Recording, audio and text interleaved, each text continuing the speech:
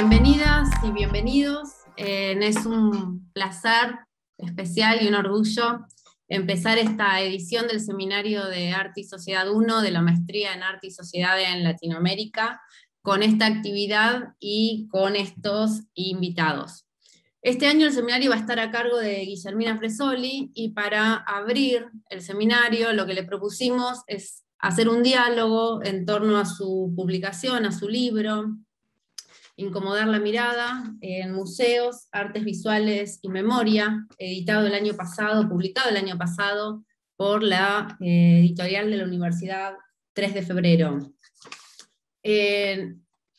Empezar a hacer esta actividad, esta presentación del libro en uno de los primeros seminarios que la cohorte 2021 va a estar tomando en el marco de la maestría, creo que tiene una relevancia y constituye un gesto importante, porque esta investigación la podemos pensar como horizonte, como resultado de ciertas inquietudes que, bueno, Guillermina lo relata en las primeras páginas de su libro, ciertas inquietudes que se empiezan que empiezan a perfilarse en sus estudios de licenciatura, y después se continúan en sus estudios de maestría y en su investigación de doctorado. Y podemos pensar también que el trabajo teórico y metodológico que se desarrolla en esta publicación, en esta investigación, y el modo en que singulariza y articula estas nociones y conceptos, ¿no? Tales como, bueno, seguramente los invitados y después en el diálogo van a aparecer como más trabajados, pero esta articulación y esta singularización que hace de los conceptos de memoria, recuerdo, arte y cultura, ¿no? Terminan delineando, construyen un sistema que permite pensar los modos en que lo artístico aporta claves, y acá retomo unas palabras de Guillermina, a la configuración de sistemas críticos del recuerdo, ¿no? Un poco lo que me interesa es toda la reflexión teórica y crítica que elabora Guillermina en torno a estas intervenciones. Bueno, acá tenemos el trabajo de Eduardo, la voz de Nicolás, también la voz de Patricio, que podría llegar a aparecer, y la propia intervención de Guillermina que se sitúan, ¿no? Que aparecen como estas intervenciones situadas que trabajan con el tiempo, con las concepciones de tiempo, de historia, ¿no? Como problematizando eso.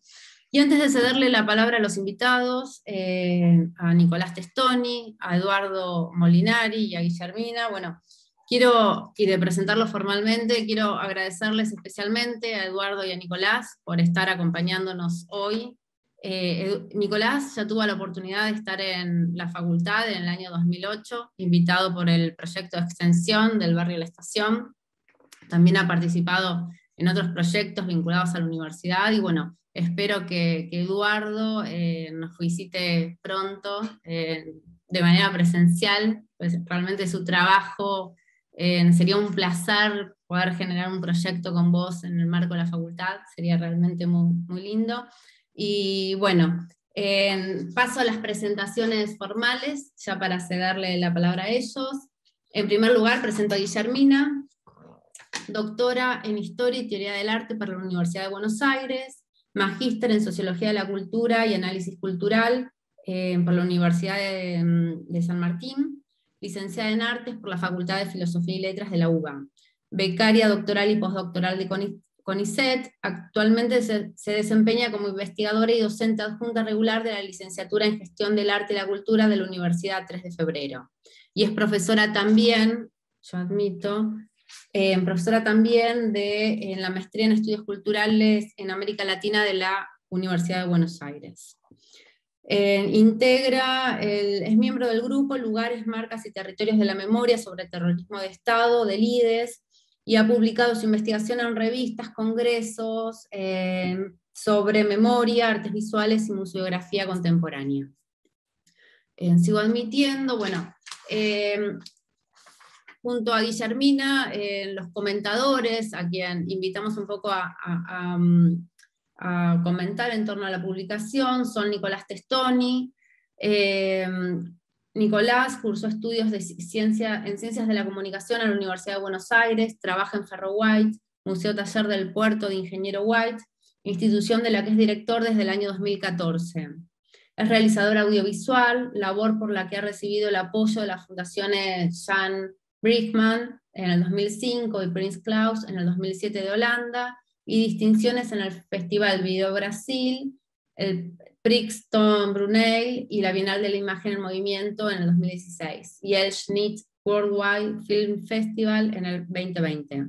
Es docente del laboratorio TIPA de Gestión en Museos y del programa Museo Formación y Redes de la Dirección Nacional de Museos de Argentina. Bueno, bienvenido Nicolás.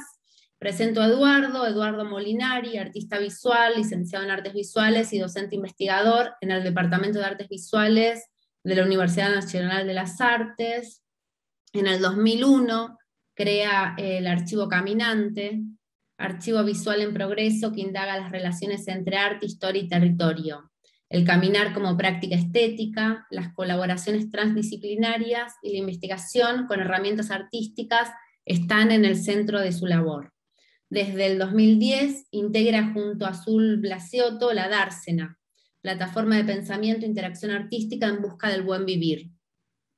En el 2009 fue artista en residencia del Festival Internacional Eurocast de Teatro y Performance en Zagreb, Croacia, y entre 2017 y 2018 en la Academy der Künste de Berlín y Waltecho Art Center de Chemnitz, Alemania. Bueno, de nuevo bienvenidas, bienvenidos y gracias. Les cedo la palabra a Eduardo, Nicolás, no sé quién quiere intervenir primero.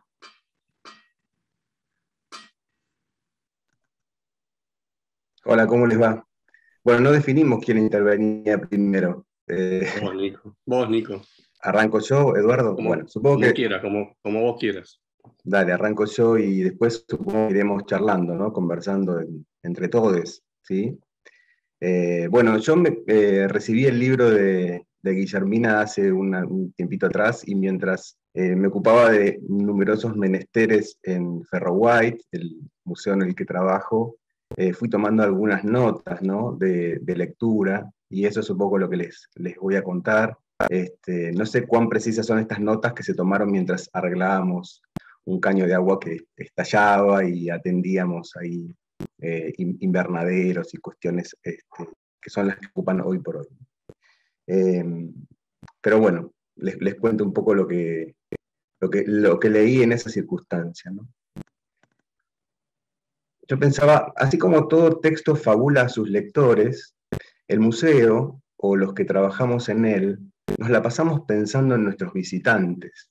¿En qué estarán pensando esos seres que divagan por nuestras salas?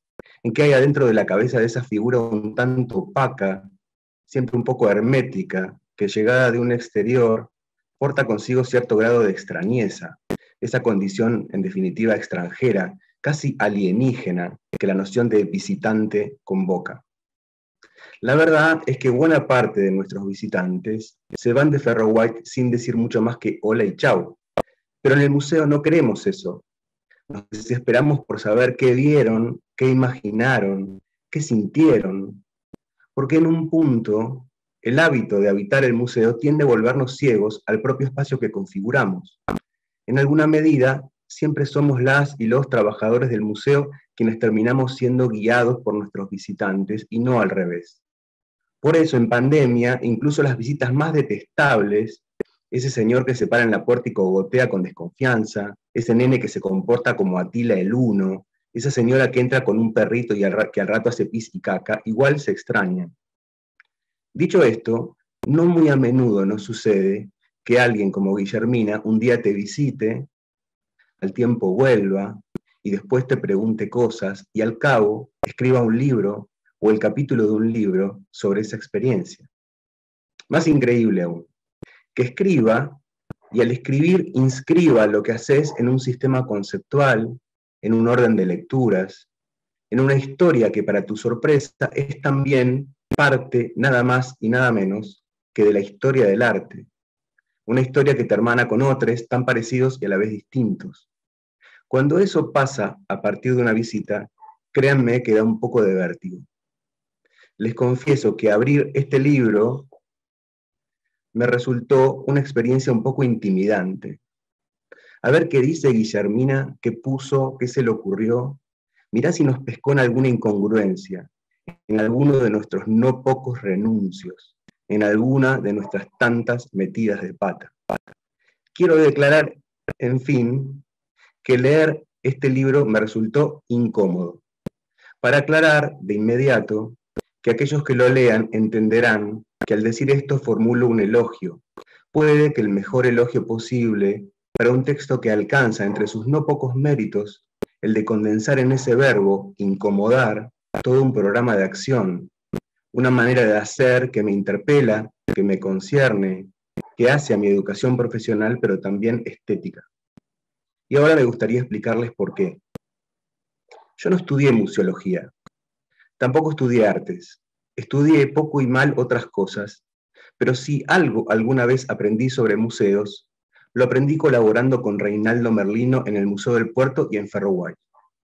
Aclaro que con Reinaldo y con un montón de otra gente, pero acá quiero hablar de Reinaldo, fundador y primer director de ambos museos, porque este verbo, incomodar, en cierta medida lo distingue, como si correspondiera incluir el nombre propio, Reinaldo Merlino, entre las acepciones de rigor que de la palabra incomodar nos da el diccionario. Como soy bastante tímido, y la sola idea de incomodar a alguien me pone nervioso, tardé bastante en darme cuenta de que detrás de esta actitud de mi jefe había no solo cierto grado de premeditación, sino un muy estudiado método, una manera precisa de abordar no solo a las personas, sino de manera más general a las cosas del mundo, que busca sistemáticamente fisurar las convenciones con las que nos ahorramos el trabajo de ir a fondo, de meter el dedo en la llaga, de auscultar el nervio álgido de los problemas que nos comprometen. Leer el trabajo de Guillermina me devolvió a la evocación de un montón de momentos, muchos felices, algunos ingratos, pero todos rigurosamente incómodos, vividos junto a Reinaldo en los museos de White. Puede que la pulsión anamnésica que desató en mí la lectura de este libro resulte algo más que un hecho casual, porque el concepto que vertebra su argumento es justamente la noción de recuerdo. No cualquier clase de recuerdo. El recuerdo entendido como un ejercicio, como un acto deliberado. Se podría decir incluso como un trabajo orientado a inquietar los sentidos establecidos, fijados, cristalizados, acerca del pasado tanto personal como colectivo. Desde la sala de un museo que se propone como un taller, eso es Ferroguay, recordar quizás deba ser entendido entonces como un trabajo, una labor ardua en la medida en que involucra todo el cuerpo. Porque en definitiva, y esto Guillermina lo subraya, quien pone un pie en la sala de un museo está poniendo todo el cuerpo, no solo su mirada. O en todo caso, lo que el museo, con mayor o menor éxito, le está proponiendo a esa mirada es reconocerse encarnada en una fragilidad, en una finitud, en una condición mortal y contingente, que el cuerpo a cuerpo plurisensorial, con los seres y con las cosas, con aquellos que podríamos llamar la materialidad de la historia, a veces nos regala. En el recuerdo como conflicto, como ruina, como movimiento, como espacio y como tiempo, Guillermina va en busca de los distintos modos en que algunos artistas e instituciones de este país han intentado, en el cambio de siglo, interrogar el pasado reciente, el fin del estado de bienestar y la transformación de todo un modo de producción y de vida, para poner a jugar esa historia en la comprensión de las luchas presentes. Interrogar el pasado, pero sin idealizarlo, sin caer en la tentación de inventarnos un paraíso perdido, o al revés, de fijar al destino manifiesto al que estaríamos irresistiblemente convocados. Interrogar intentando articular escalas, reconociendo que eso que tabicamos en local, nacional, mundial, son en realidad dimensiones siempre imbricadas, reconocibles todas juntas en el más modesto de los objetos, en el más pequeño de nuestros gestos cotidianos. La consigna podría ser incomodar para no ceder por completo a la comodificación de todo, a la transformación en mercancía también de nuestra mirada, reducida a las rutinas confortables del mundillo de la cultura, confinada al régimen de sensibilidad neoliberal, atrapada en ese proceso que convierte nuestra atención en la moneda subjetiva, en el activo viviente de las pantallas que, salvo cuando dormimos, gobiernan nuestra percepción del mundo. Eso que aprendimos a llamar últimamente capitalismo de plataformas y antes de otra forma sociedad del espectáculo, y que algo tiene que ver con que consideremos cancelado el potencial utópico de los futuros pasados, a la vez que nos parece natural, casi inevitable, la transformación para peor de nuestros territorios y existencias. Ojo, que decirlo así resulta fácil, pero la verdad es que yo no sé si alguna vez algo así por acá nos sale. Este libro define 5 momentos de 5 trayectorias, los reúne en una constelación y compone a partir de ellos un relato que nos advierte que la facultad de recordar colectivamente no es un hecho garantizado, sino, por el contrario, que el recuerdo que hace posible toda historia común depende él mismo de condiciones históricas hoy por hoy adversas. Este libro de historia del arte, más que la descripción de tal o cual fenómeno artístico, formula en el análisis de sus objetos de estudio una apuesta que es una apuesta política. Por eso me incomoda el libro, porque al mismo tiempo que me recuerda aspectos del pasado de Ferro White que a veces tiendo a olvidar, me formula un desafío. En cierto modo, hay que honrar la promesa que la reflexión de Guillermina deposita en nuestro quehacer. Todo esto, en fin, es solo para decir que leer este libro me dio muchas ganas de cambiar cosas en el museo. En Ferro White no organizamos muestras temporarias, ese rol a veces se lo reservamos a la Casa del Espía. Pero ahora que lo pienso, me parece que tampoco contamos con una muestra permanente. Tenemos o podemos llegar a tener, en el mejor de los casos, lo que podríamos llamar una muestra impermanente. Es decir, una muestra permanentemente incómoda con sus inercias, con su condición estable, sedente, y por eso siempre en alguna medida desatenta con lo que pasa a nuestro alrededor, con esa vida a la que nos debemos. Esa es la museología incómoda que nos legó el amigo Merlino. Así que me parece que nuestra genuina recepción de estas páginas va a haber que ir a buscarlas ahí, a las salas de Ferro White, dentro de algún tiempo. ¿Se puede leer desde la sala de un museo? Quiero decir, ¿será posible tender un puente entre práctica museográfica y reflexión académica? No sé si Reinaldo escuchará esto que afirmo, por favor ustedes no le cuenten, pero estoy seguro de que si lo hiciera no estaría de acuerdo, y a la vez se pondría secretamente contento. Contento no conmigo, sino con Guillermina y con este libro que al menos por acá nos hacía falta a todas y todos. Bueno, gracias.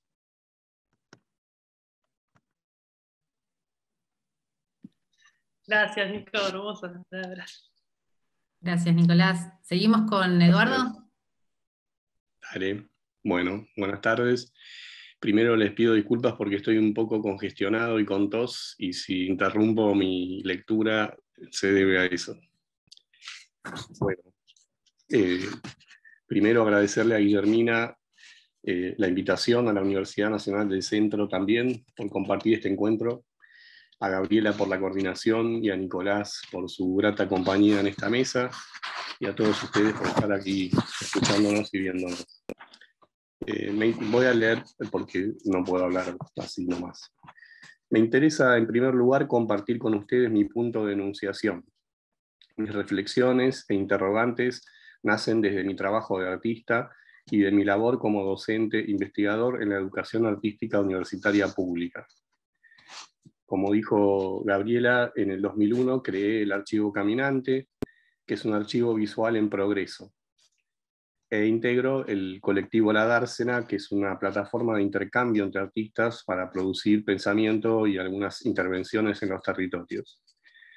Podría decir que arte, pedagogía, investigación y activismo forman parte de una misma unidad de acción, aunque prefiero definirla como una unidad de imaginación y de sentipensamiento. Me interesan esas dos palabras. Unidad particularmente afectada al calor de las resonancias en el contexto actual, además de pandemia y de muchas cosas más, de las propuestas que el libro de Guillermina introduce en los procesos de elaboración del recuerdo, en las relaciones entre labor artística, trabajos de memoria, territorios, instituciones y formación. Entendidas esas relaciones como la posibilidad de poner nuestros cuerpos en movimiento, de generar y habitar experiencias del pasado capaces de interrogar y de interpelar al presente y al futuro. Atraído, casi diría como un imán, por uno de los campos de fuerza más poderosos que para mí el libro detecta y activa a la vez, a la hora de problematizar los trabajos de rememoración, que sería ese campo de fuerzas que está dinamizado por el par en tensión memoria-percepción, me interesa compartir algunas de las incomodidades nuevas provocadas por la relectura del material. Yo debería aclarar, como hizo también Nicolás, que mi diálogo con Guillermina es de hace muchos años. Yo he compartido parte de su elaboración de su tesis y de diálogos en distintos ámbitos. Entonces, para mí, releer el libro fue realmente muy intenso porque produjo un efecto de resonancia donde cosas que habíamos vivido y pensado en el pasado se activaron en este presente. Creo conveniente, entonces, previamente a señalar los puntos que este par memoria-percepción me dispararon, compartir en forma muy breve algunas afirmaciones o bases con las que el archivo caminante despliega su labor, porque es desde ese lugar que yo dialogo con lo que propone Guillermina. Por un lado, decirles que para el archivo caminante el arte es una lengua que habita el movimiento, lo que significa que pone en acto una desestabilización de los consensos y automatismos hegemónicos, provocando el desborde de los significados acordados y configurando un habla colectiva, o intentando configurar un habla colectiva, que funcione como fuerza de contrapoder contra las narrativas historiográficas hegemónicas o dominantes. En segundo lugar, para el archivo caminante, la historia es un punto de partida, nunca de llegada. Es decir, yo no soy historiador, me apasiona la historia, pero me pasan otras cosas a la hora de vincularme con ella. En este sentido, interesa la historia no como mero pasado, sino como la historicidad de nuestro presente y sobre todo como el desafío de poder concretar nuestros propios anhelos sociales o culturales, nuestra propia historia. Y por último, y que territorios.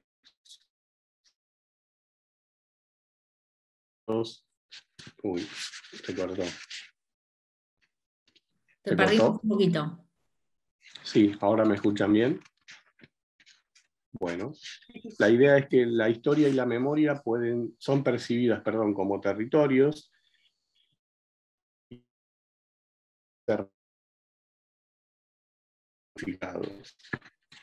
En ese andar, una consigna zapatista, podríamos decir que me guía. Preguntando, caminamos. Volver a leer a Guillermina tuvo entonces un efecto intenso que confirma la importancia para mí de la publicación. Retomando el interés personal por la articulación memoria-percepción, quiero destacar 3 puntos que encontré en el libro, porque son herramientas que funcionan para profundizar el análisis y la práctica de los trabajos de memoria ya realizados en el pasado,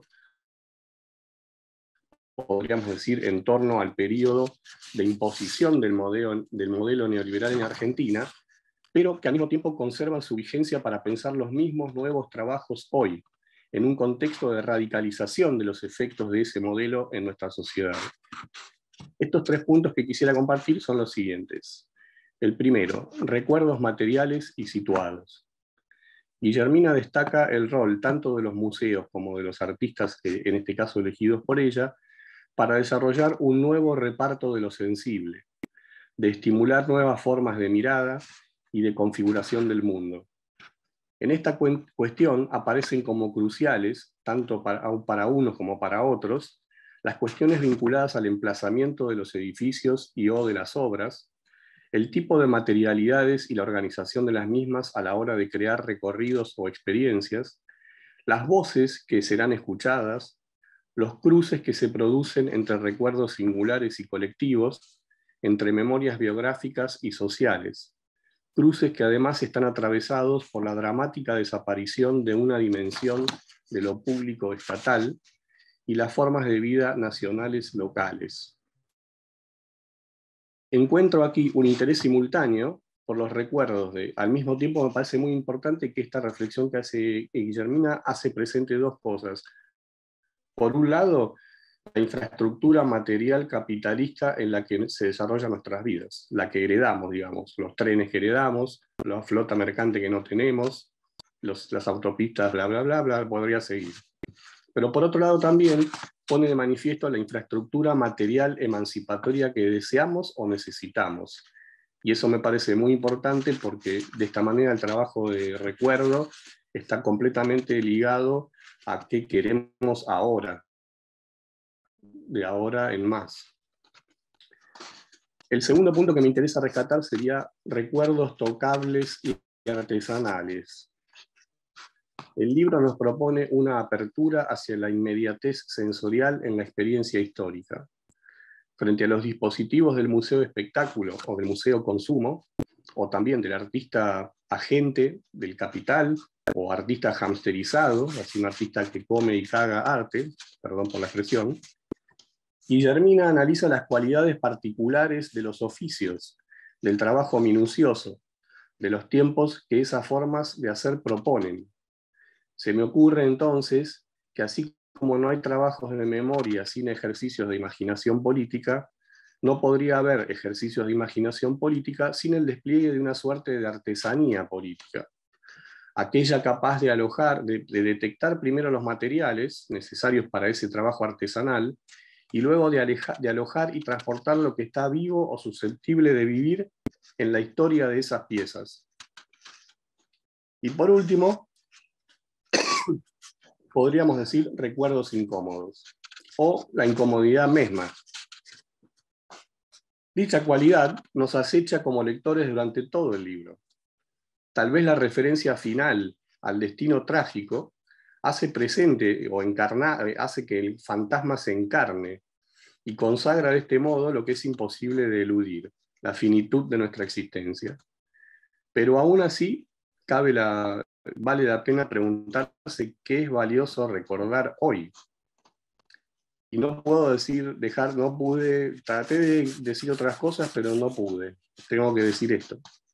Para mí es necesario recordar las continuidades del terrorismo de Estado en el terrorismo financiero y económico, del pensamiento genocida en el accionar terricida o ecocida.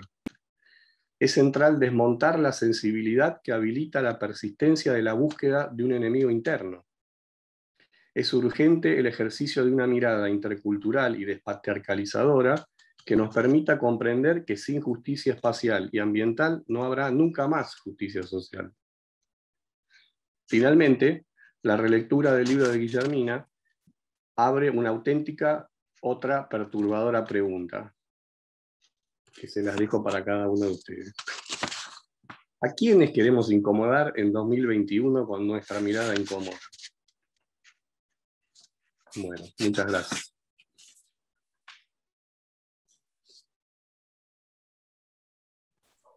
Por suerte tosí Gracias, poco. Moni. No, Gracias, Eduardo. ¿Querés retomar la palabra, Guille? Sí. Dale, yo estoy un poco ansiosa por responder algunas cuestiones que, bueno, en principio, para ordenarnos un poco, agradecer también en principio a la universidad y a Gabriela por la posibilidad de participar en el seminario y, bueno, y la presentación del libro. Y a Nicolás y a Eduardo por esta lectura tan minuciosa y tan afectiva sobre el libro. La verdad es que los dos, a mí me pasa también que habiendo compartido tantas experiencias, tanto en Ferroguay como la obra de Molinari, yo me acerqué también cuando estaba finalizando mis estudios de licenciatura, con lo cual no fue un trabajo de fin de posgrado, sino que me acompañó en todo un proceso de crecimiento, que por eso también conmueve algo del orden de lo afectivo y la memoria personal en relación al desarrollo de la memoria colectiva. Anoté muchas cosas, voy a rescatar algunas. Primero, Nicolás, me parece muy acertado todo lo que decís en relación a la figura de Reinaldo. Yo en el libro trato de, en algún momento me queda como una nota al pie, de todavía es una deuda pendiente recuperar fuerte la figura de Reinaldo, me parece, y es lo que más me quedó pendiente en ese trabajo de investigación y me gustaría volver a trabajar, porque podríamos pensar que si bien los museos no pueden reducirse a un trabajo personal, indudablemente hay algo de cierta motivación, de cierto estímulo y de cierto programa que tiene que ver con la subjetividad de Reinaldo, con sus búsquedas, y con esta la idea de la incomodidad que decís, que también me pasaba a mí cuando en las primeras entrevistas, ¿no? Como, era incómodo, incluso uno a veces decía, bueno, pero está bien lo que estoy preguntando, ¿no? Reinaldo siempre estaba moviéndote incluso de los posibles presupuestos que tuvieran esas preguntas. Entonces ahí me parece que hay algo que en el proceso de investigación, y que para mí fue clave, fue de aprender a tomar una actitud permeable a lo que estaba investigando, ¿no? Que eso implicó desconstruir también cómo uno viene formado de la disciplina, ¿no? Yo me formé en una disciplina que tiene que ver sobre todo con una fuerte presencia de la historia cultural, la historia social del arte, que en general lo que sostiene es que el arte, los hechos artísticos se explican a partir de los hechos sociales, son un subproducto de eso, son un efecto de lo social o un efecto de los movimientos de la cultura. Entonces, tomar otro camino en términos metodológicos, de tomar una mirada que fuera más a ver cuáles son los conceptos que están en el territorio, más que yo llevar conceptos para entender el territorio, que por supuesto tuve que buscar también, me permitió entender que las prácticas estaban cargadas de conceptos, que las prácticas elaboraban sus propias teorías. Y ahí me parece que en ese punto hay algo de la tesis que tiene que ver con conceptualizaciones que yo traté de descifrar del trabajo de ustedes, que yo traté de hacer, de algún modo, de sistematizar o elaborar una teoría a partir de lo que a mí me atraía de lo que yo observaba en esas prácticas, que era lo que yo en principio entendía como enunciados críticos a lo que estaba sucediendo en ese presente a partir de una revisión de la historia o del pasado. Entonces, esa idea de la incomodidad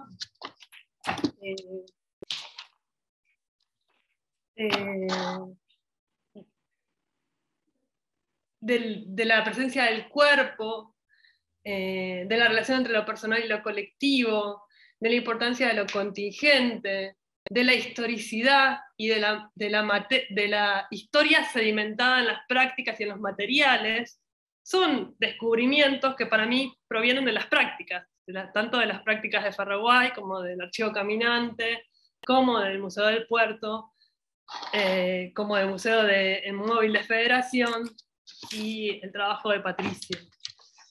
A mí me pasó, cuando yo escribí este libro, yo terminé escribiendo mi tesis en el 2014, hice la defensa de la tesis, ¿sí? Un año antes de que terminara el gobierno de Cristina, ¿sí? El último gobierno de Cristina. Cuando yo escribí esa tesis, que la escribí al calor de todos los recursos que me dio CONICET y todo un plan de programa de formación de científicos que había en ese momento, sin el cual yo no podría haber llegado a esa carrera y no podría haber hecho el doctorado, pensaba que era como un cierre, incluso quería ir a regalarle la tesis a Cristina, como un cierre, un gesto de agradecimiento, decir, bueno, es un cierre, y aparte para mí esos años habían sido como una elaboración de toda la fatalidad y lo terrible que habían sido los 90, ¿sí? Por cierta recuperación del cuerpo social y en la que yo me sentía absolutamente integrada, por cierta recuperación de la calle, por cierta idea de que había para mí otra construcción de lo político. Entonces la tesis estuvo escrita al calor de eso. Finalmente, cuando accedo a la posibilidad de publicarla, había pasado el macrismo. Y todo volvía a tener como una especie de loop era otro contexto, no era el contexto en el que yo había cerrado.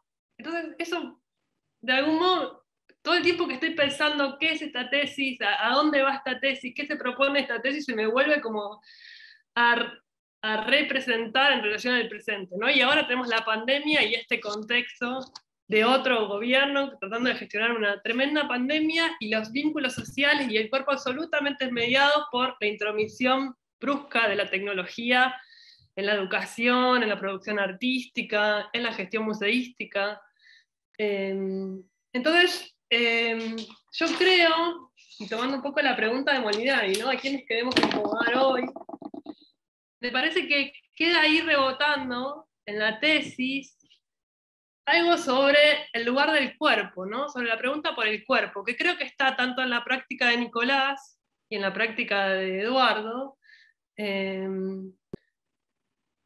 Me parece, no lo puedo decir muy bien, pero me parece que hay algo sobre qué pasa, la pregunta por el cuerpo que esas prácticas tenían en los 90 ante una transformación terrible de los espacios que habitaban, ya sea Ingeniero Guay, ya sea la ciudad de Buenos Aires, ya sea una localidad interior de Entre Ríos, sigue estando absolutamente vigente y creo que se ha vuelto aún más drástica en el contexto presente, ¿sí? Donde hay como una cuestión, tanto me parece en la reflexión museística como con la producción artística hegemónica, que tiende cada vez más a expulsar el cuerpo. El cuerpo se borra cada vez más, se estandariza cada vez más, se homogeneiza, se recorta, pierde su singularidad, se homogeneiza. Y ahí me parece que es el desafío, ¿no? El desafío, y esto también lo pienso en relación a la experiencia educativa, ¿no? ¿Cómo pensamos la experiencia educativa con todas las nuevas posibilidades que abrió la digitalización, pero también con los problemas que abre en relación a la experiencia educativa, ¿no? Pienso en las distancias entre el aula virtual y el aula, sobre todo en universidades que no son las universidades hegemónicas, sino que son universidades que tienen que ver, que tienen que estar más atentas, me parece a mí, a las necesidades y particularidades de sus territorios, ¿no? Además de las imposibilidades técnicas, ¿no? Que trae la necesidad de comunicarse mediante lo digital. Entonces, perdonen un poco por lo desordenado, pero me parece que a mí me pasa también, como decía Nicolás, que a veces se me vuelve un poco, la tesis la escribí hace bastante y se me vuelve distante, se me vuelve lejana, ¿no? Y un poco la posibilidad de tener la posibilidad de hablar con ustedes acá y tener sus palabras, me refresca algo de aquello que me conmovió en su escritura, y me impulsa, me dan ganas de seguir como diciendo, bueno, a ver, ¿qué resuenan hoy, ¿no? ¿Qué pasa hoy? ¿Cómo podríamos pensar hoy, ¿no? Creo que acá hay algo de lo que dice Molinari, ¿no? No por nada las prácticas de ustedes, si bien siempre estuvo presente en la naturaleza, creo que se ha vuelto mucho más drástica la presencia de la naturaleza, ¿no? Que aparezca de repente la huerta en el museo, y en el caso de Molinari, toda la reflexión sobre el desarrollo de la agroindustria, el cambio de los ecosistemas, digo, se vuelve cada vez más drástico. Eso tiene que ver también con un desarrollo, con ese desarrollo terrible de esa plataforma capitalista, como decía Nicolás, ¿no? Que están llamando a repensar el cuerpo, al cuerpo que disputa, el cuerpo que resiste, ¿no? ¿Cómo pensamos un cuerpo que resiste sin volvernos conservadores, ¿no? Tratando de pensar una estrategia que pueda tensionar las transformaciones también de la relación entre lo local y lo global, ¿no? Entre la transformación también de la relación entre lo colectivo y lo particular. Como cierre, quisiera decir que para mí hay que repensar eso, sin renunciar al cuerpo y sin renunciar a lo singular, a la singularidad de los territorios, de las localías, como un espacio siempre de tensión, como un espacio como una especie de cuña, ¿no?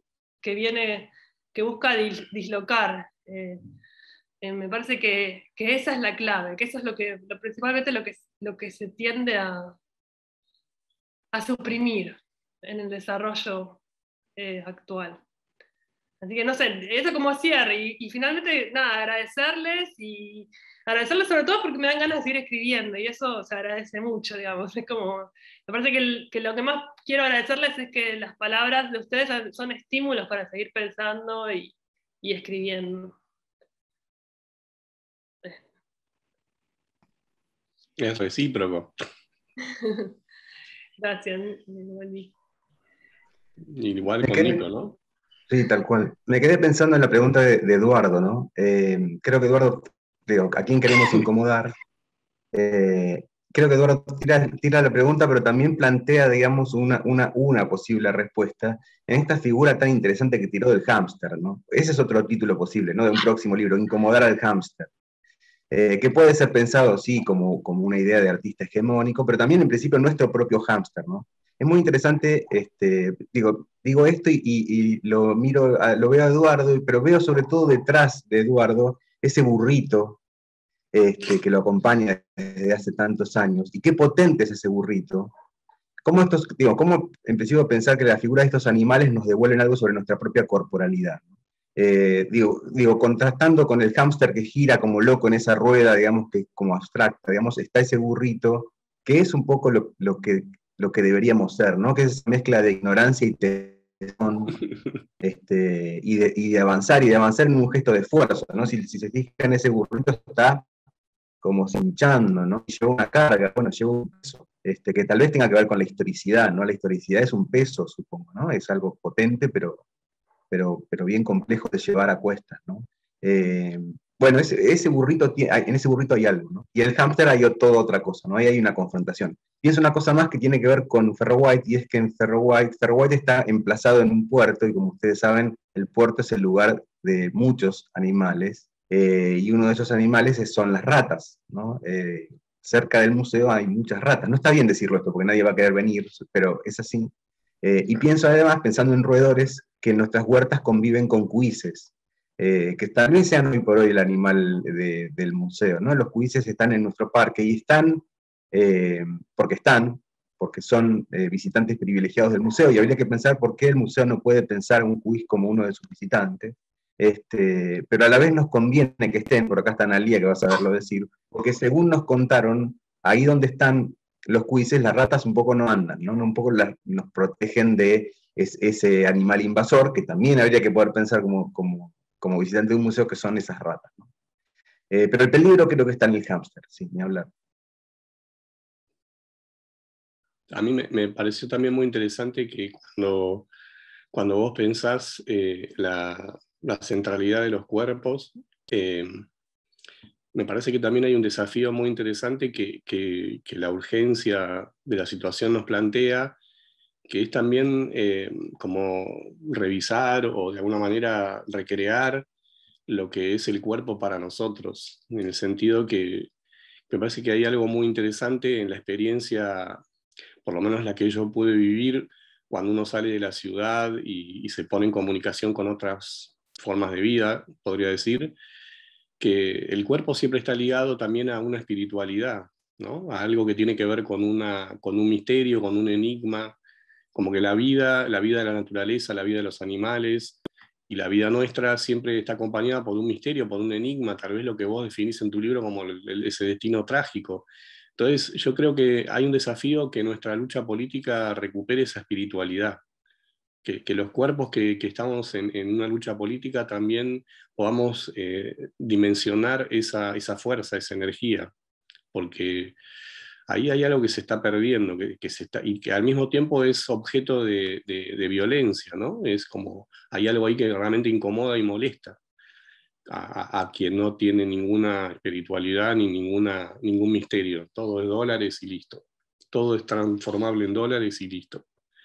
Entonces, me parece interesante que como desafío, y también quería decir algo antes que me olvide, perdón, que es que todo lo que nosotros, creo que lo que pudimos reflexionar y hacer, yo agradezco infinitamente la posibilidad de haberlos conocido a ustedes, ¿no? Creo que hubo compañeros en el camino, y sobre todo después del 2001, que son para mí como, si estoy angustiado y tengo alguna duda, trato de leerlos a ustedes, buscar en qué andan, ¿no? A Patricio, a Nicolás, a Merlino, hay un montón de gente que para mí surge de la experiencia del 2001 en el sentido de que nos interesaba escuchar al otro desconocido, que también eso es algo que para mí hay que recuperar, ¿no? Las ganas de escuchar qué piensa el otro que no conocemos, no el amigo de toda la vida. Bueno, nada, eso, no me quería olvidar de decirlo.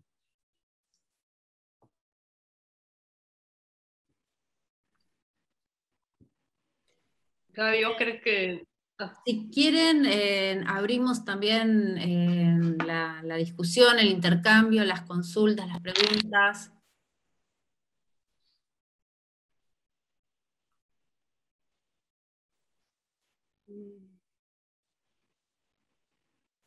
Bueno, a mí hay algunas cuestiones que me quedé pensando a partir, ¿no? Bueno, de la lectura, por supuesto, del material, del libro de Guillermina y de las intervenciones de Nicolás y de Eduardo. En principio pensaba, ¿no? Esto que vos decías, Guille, actividad permeable a lo que uno está investigando, ¿no? Como vos decías, bueno, tratando de descifrar esas prácticas. Eso me pareció como bien interesante pensarlo y recuperarlo, ¿no? En el marco de nuestro programa de posgrado. Entre nuestros estudiantes estuvo Agustín, que si no me equivoco, Nicolás está vinculado al museo, a Ferro White, ¿no? ¿Verdad? Bueno, Así es, sí. con un proyecto de investigación también como bien interesante, y yo ahí lo que pensaba es, ¿no? Desde la singularidad del trabajo del Museo del Puerto, del Museo Taller de Ferro White, del mismo Molinari, bueno, de Patricio, que también está por acá, y la singularidad también de tu trabajo, Guillermina, ¿no? Cómo operan en diálogo, justamente, esto de que es descifrar qué está pasando ahí, pero también reconocer como la singularidad de tu propio trabajo de escritura y de tu propio trabajo de reflexión como un aporte que dialoga justamente y que se vincula y interrelaciona con estas materialidades y estas formas de producir conocimiento singular, ¿no? Como cada materialidad está produciendo una forma singular de conocimiento. Y en relación con esto, cuando iba releyendo el texto, ¿no? Bueno, me acordaba de haber leído algún texto de Agustín dentro del marco de nuestra maestría, también un poco pensando el devenir de la obra de Molinari y estas cosas que mencionaba Nicolás, pensaba cómo todo lo que vos estás trabajando, Guille, también puede ser repensado y redimensionado bajo cierta discusión que hoy tiene que ver con el neoextractivismo, ¿no? Un poco, que ahí hay como, por supuesto, tu investigación está centrada, ¿no? en pensar, problematizar la memoria, problematizar el recuerdo, pensar cómo construyen estos sistemas críticos, pero digo, también hay un montón de otros problemas que están atravesando, de otros ejes de discusión que se pueden recuperar y reorganizar desde esos lugares que por ahí, ¿no? Aparecen también interpelándonos por ahí hoy con más urgencia. Estas temporalidades que vos decías, el momento de escritura de la tesis, el momento de publicación y un momento, ¿no? Futuro, si queremos.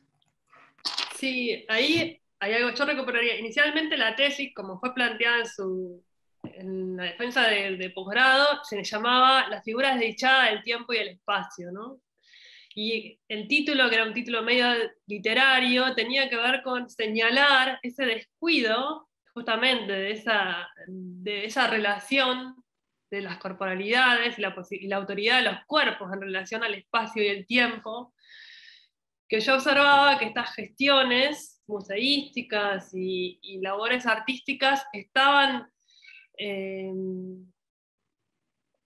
hacían un esfuerzo desmesurado por tratar de señalar, ¿no? Y por eso la idea de lo trágico que remarcaba Molinari, ¿no? Porque se transformaba, inexorablemente la transformación acontecía. La ciudad se llenó de edificios, la ciudad perdió cada vez más su verde, la ciudad de Buenos Aires, ¿no? El puerto de Bahía Blanca siguió transformándose cada vez más, digamos, esas geografías que trata de trabajar el libro, al momento de hoy siguieron su desarrollo productivo en el peor de los sentidos, ¿no? en esa transformación drástica del tiempo y el espacio. Ahí me parece que hay algo, en ese sentido, el título original de la tesis me gustaba porque señalaba fuertemente hacia dónde esos trabajos buscaban construir una advertencia de algo que estaba pasando y que implicaba cambiar y disputar el horizonte de lo posible, ¿no?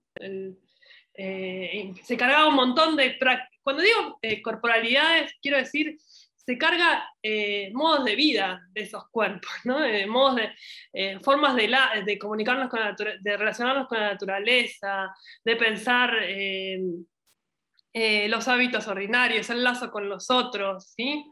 Me refiero a eso, ¿no? Se determina una forma de la corporalidad que se vuelve cada vez más individual y extrañada de sus contextos, ¿no? extrañada de su entorno. Por eso es trágico, ¿no? Porque uno está sabiendo que todo va hacia un curso fatal, tratando de sobrevivir, digamos, ¿no? De señalar que hay otro horizonte, de marcar las fugas posibles, digamos. Y ahí me parece que hay algo de lo que marcaba Molinari, y de una historia que vos conocés bien, Gaby, que tiene que ver con que estas primeras ideas se elaboraron en el 2001, las elaboramos juntos en el 2001, yo no me voy a hacer cargo de que las elaboré yo, las elaboramos juntos, ¿no? Se estaba en un momento en que la geografía social cambió radicalmente, porque la disputaba el arte, pero la disputaba la sociedad civil, disputaba que las calles tenían que cortarse, que la gente tenía que pararse en la esquina a charlar, a ver cómo hacían para comprar la papa, para solucionar el problema de un comedor, incluso los problemas con los ahorros, distintos actores sociales juntándose en una esquina a ver cómo trataban de señalar otra administración del tiempo, del espacio, de los recursos económicos, la relación con la naturaleza. Entonces, fue un momento fugaz en el que se conmovieron las representaciones, y que creo que tuvimos la suerte, a pesar de lo trágico que fue atravesar ese momento, de formar muchas preguntas en ese momento que después nos acompañaron, ¿no? Y lo digo en colectivo porque me parece que no solo me atañe a mí, digo, ahí te incluyo a vos, Gabriela, a Eduardo, a Nicolás, digo. Incluso el 2001 fue un momento de eclosión, venía de antes, venía de mucho antes, ¿no? Venía desde mediados de los 90, podemos pensar que ese proceso venía ya tratando de señalar, ¿no? Uno podría pensar incluso en los scratches de hijos, ¿no? Como un momento abrupto de tener que parar abruptamente la ciudad, poner una mesa, llamar al vecino, decirle acá pasa esto, acá viene tal persona, interrumpir, ¿no? La necesidad de interrumpir la geografía y repensar quién está al lado, desde dónde miramos, cómo transitamos, ¿no? Me parece que ahí hay una clave, para mí hubo una clave, que fue una clave analítica, fue una clave que proveyó la urgencia de ese contexto y fue una clave metodológica que a su vez coincidió con una sospecha sobre la historia del arte. Eso me interesa remarcarlo, ¿no? Como una sospecha sobre, ¿y ahora qué hacemos con la historia del arte? ¿No? Te lo digo desde mi lugar, ¿no? Como, ¿qué hacemos? ¿A dónde va la historia del arte? Que en ese momento, nosotros con Gabriela y otros compañeros estábamos diciendo, ¿qué hacemos como historiadores? Estábamos a punto de recibirnos. Y esa pregunta caló muy fuerte, digamos. En ese momento tratamos de hacer algo que comulgara con esos actores, pero después siguió calando fuerte en las trayectorias de posgrado de cada uno. Y en mi caso creo que tuvo que ver con volver a pensar el arte en su autonomía, volver a pensar la inmanencia de lo artístico, como lo artístico desde su artisticidad y sus propios modos de elaborar el tiempo y la historia, el tiempo, perdón, y el espacio, disputa el presente, ¿no? Me parece que ahí hay algo que la historia social o la historia cultural del arte se cargó, y fue la autonomía del arte. Pensar que el arte deliberaba la cultura, que es algo de lo que me gustaría como desarrollar el seminario, ¿no? Pensar que el arte delibera la cultura y no es producto de la cultura, sino que el arte es aquel que se propone transformar la cultura. Por eso pensaba que en estos museos había restos de lo artístico, en ese sentido, en una búsqueda de algo de lo inmanente que volviera a dar las cartas de otro modo de ese entorno, que resituara, que mostrara eso de otro modo para mirar otra relación posible de los cuerpos con el espacio, de los vínculos, de la relación con la naturaleza, etcétera, etcétera, etcétera, ¿no? No sé. Eso me parece, me pasa eso, que en algún momento dijo, qué terribles momentos que vimos, ¿no? Qué terrible haber pasado la adolescencia en los 90, qué terrible haber tratado de estudiar viniendo del interior de la provincia, sin los recursos que se requieren para estudiar, ¿no? Era difícil trabajar, yo tenía 2 trabajos para terminar la carrera, nada, no importa, la biografía personal, pero por un lado, ¿cuánto nos dejó esa tremenda experiencia para encontrar gestos de resistencia, ¿no? Como, me parece que algo proveyó eso terrible, no sé. Y no sé, como algo me gratifica de eso, o sea, no sé, como una reflexión para compartir.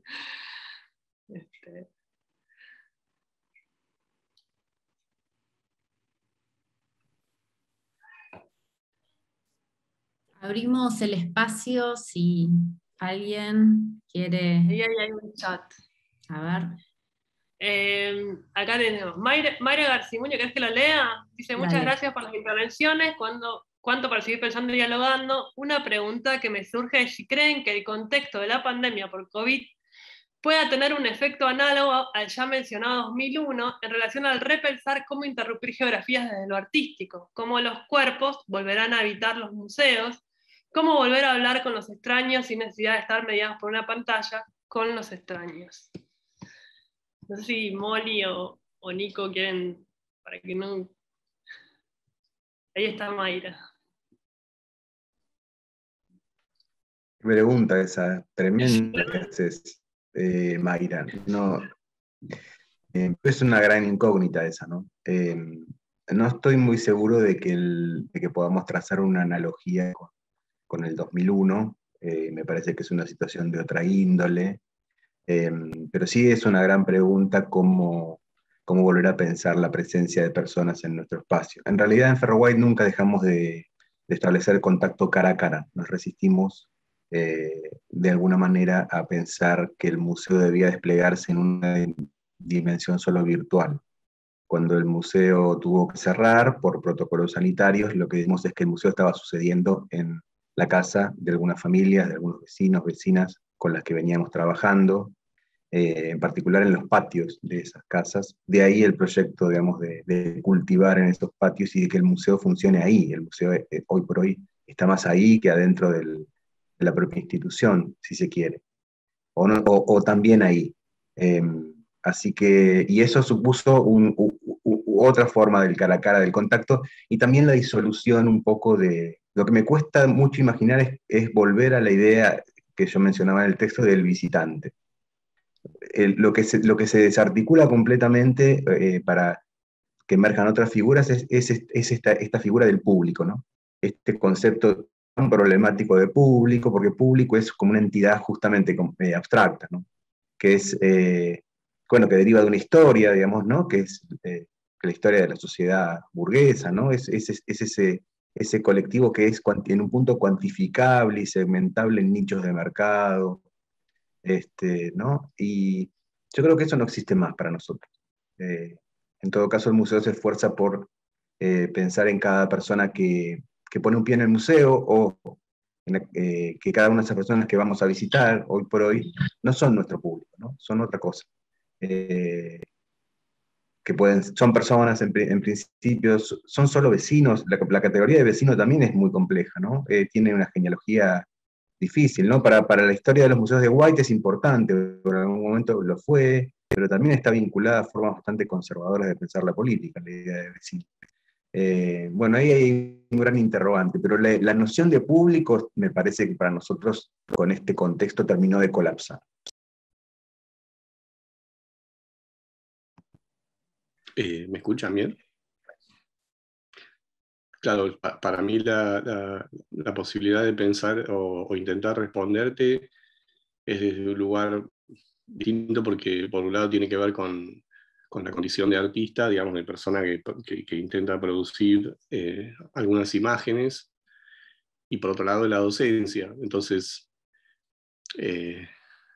a mí me pasan varias cosas que están como reflexiones sin resolver, pero por ejemplo, una cosa que me genera mucho conflicto es la idea de lo que muchas veces aparece en nuestras conversaciones, que es la idea de volver a algo.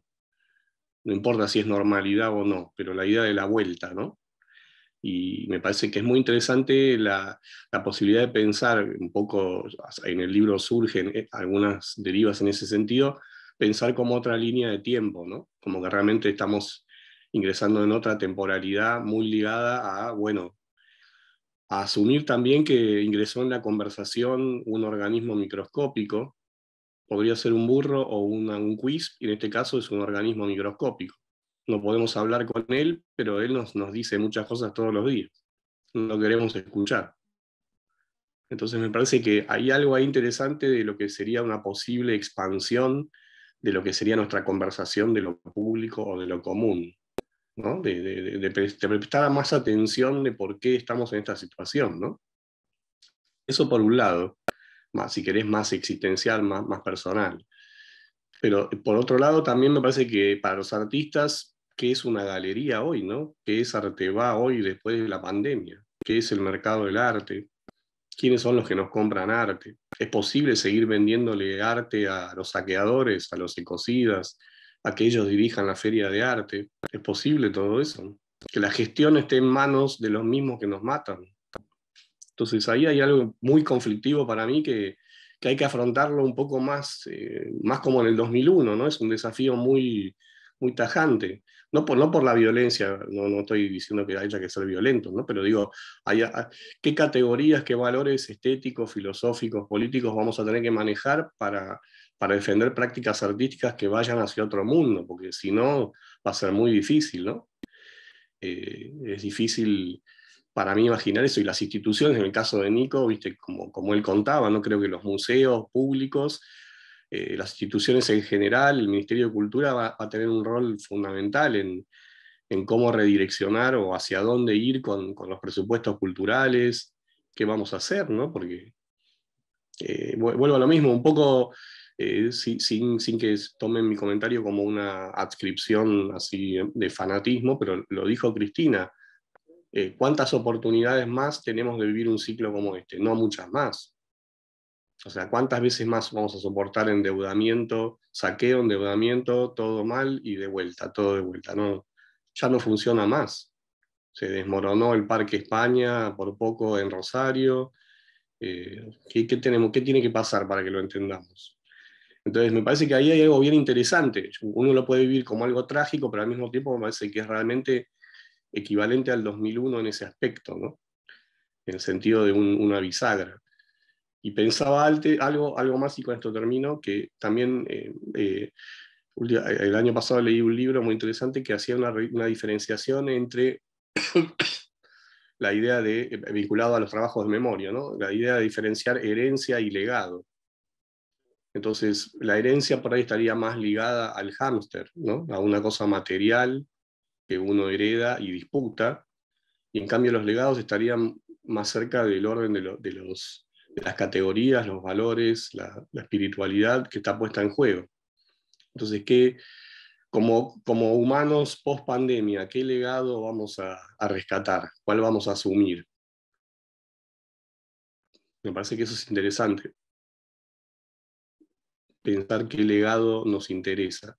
Y por último, termino de verdad ahora, en el mismo libro hablaba mucho un libro que se llama La brujería capitalista, que se lo sugiero, de Isabel Stengers y Philippe, no me acuerdo el nombre, dos filósofos que trabajan sobre la idea de la magia, esta espiritualidad en la política, y ellos decían, bueno, es interesante en algún momento plantearse uno, hijo de qué acontecimiento histórico cree que es. Si uno tuviera que marcar en su biografía hijos de qué acontecimientos históricos somos, del cruce de los Andes, de la masacre de Ezeiza, del 2001, ¿de qué? Entonces, a partir de ese reconocimiento, uno empieza a dialogar con una especie de serpiente de tiempo, no sé cómo llamarlo, una víbora de tiempo. ¿Qué es eso? Es algo que está vivo, no es una línea de tiempo muerta. Bueno, perdón, no digo más nada. No, está buenísimo, muy lindo que decís. Me parece que Sí, ahí yo coincido ahí con lo que... a ver, es cierto, es difícil trazar una línea, no hay una continuidad, son dos contextos re distintos, ¿no? El 2001, y yo diría que son incluso antagónicos, ¿no?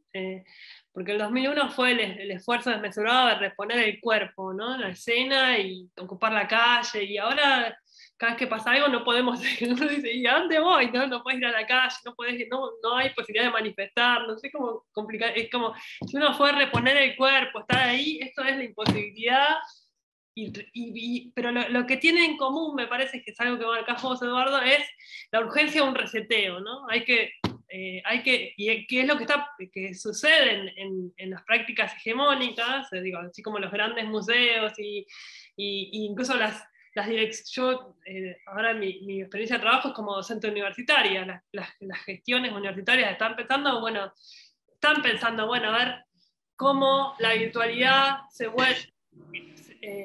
redefine la educación hacia un lugar más rentable a veces, que prioriza la rentabilidad, y entonces los docentes y los gremios ahí tienen que disputar, bueno, nos implica repensar cómo repensamos la experiencia educativa, sin que sea con todos los problemas que teníamos en el aula, pero ahora a la luz de la virtualidad, digamos, ¿no? Que eso se resignifica. Entonces, me parece que entre las dos cosas, si bien son antagónicas en relación a lo que suponen sobre... Porque una fue la necesidad de volver a ocupar drásticamente la calle, de hacer ya brutal, ¿no? De hacer brutal eso que era un proceso, hacerlo urgente y multitudinario, ¿no? Que de repente se llenara la plaza de gente, ¿no? Como, y en este caso es lo contrario, pero sí me parece que lo que estamos es en un contexto que en algún lugar puede ser optimista, en tanto nos invita a repensar cómo seguimos, ¿no? Cómo seguimos nuestro trabajo, ¿no? Cómo vamos a pensar el trabajo docente, el trabajo en el museo, la producción artística, ¿no?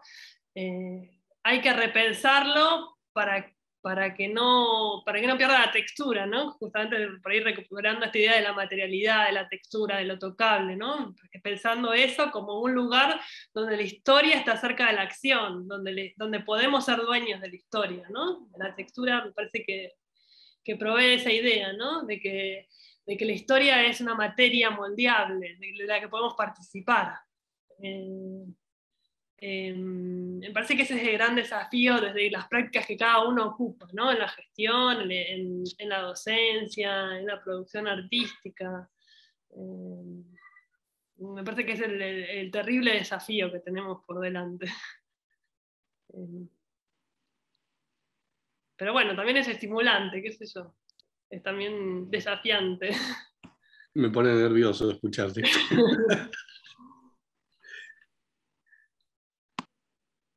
Bueno, dale.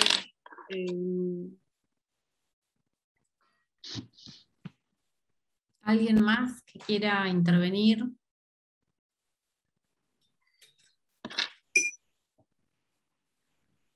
¿Alguna pregunta?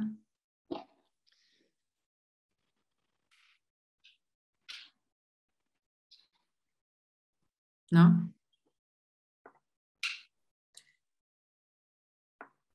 Bueno, ¿quieren agregar algo más, chicos? Empezamos a cerrar. Yo agradecerles por esto que para mí es un prólogo, ¿no? Es un prólogo de lo que quiero tratar de presentarles en el seminario, ¿no? La tensión entre el arte y la cultura, pensar la relación arte-cultura como una tensión. Me parece agradecerle a Molinari y a Nicolás, que bueno, un poco la idea de que presenta que en esta presentación estuviera un artista y un gestor tiene que ver con algo que a mí me interesa presentar en el programa, que es la tensión entre la cultura y lo artístico, ¿no? Que un trabajador de la cultura y un trabajador del arte nos acompañen, nos armen este prólogo, digamos. Para mí es esto es un prólogo de lo que quisiera tratar de discutir en las clases. Así que les agradezco, un prólogo que me da mucho honor, digamos, les agradezco profundamente la participación y a la universidad la posibilidad de haber tenido un prólogo tan motivador, esa sería la palabra, ¿no? Un prólogo tan motivador. Gracias. Gracias a ustedes. Gracias a ustedes por invitarnos y a todos los que están acá escuchándonos. Y ojalá que, como ustedes dicen, ¿no? Que haya más intercambio, más interacción. Ojalá.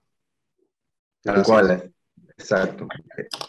Más intercambio, ese intercambio que hace que podamos pensar que la gestión en alguna medida es un arte y todo artista hoy por hoy es un gestor, ¿no? Y que Claro. las cosas están ahí bastante cruzadas. Así que bueno, gracias. Bueno, de parte de nosotros, hablo en nombre de la maestría en Arte y Sociedad en Latinoamérica. Bueno, de nuevo agradecerte a vos, Guillermina, y por supuesto agradecer a Eduardo y a Nicolás por sus palabras, por su presencia. Y bueno, gracias a los que están como estudiantes que van a seguir trabajando en las próximas semanas con Guillermina, y bueno, los visitantes que tenemos. Bueno, está Ana también del posgrado, Ana Silva, Mayra Garcimuño, que hizo la intervención, Bárbara también, se tuvo que retirar antes. Estamos en un proyecto con el MUFIT, ahí pensando algunas de esas cosas que trabaja Guille en el libro, ¿no? También a partir del trabajo de Nicolás, de los museos de Guaite, que siempre son como muy inspiradores. Entonces, bueno, esperamos que realmente que el intercambio continúe, y nuevamente, bueno, les agradecemos a todos y a todas en la presencia.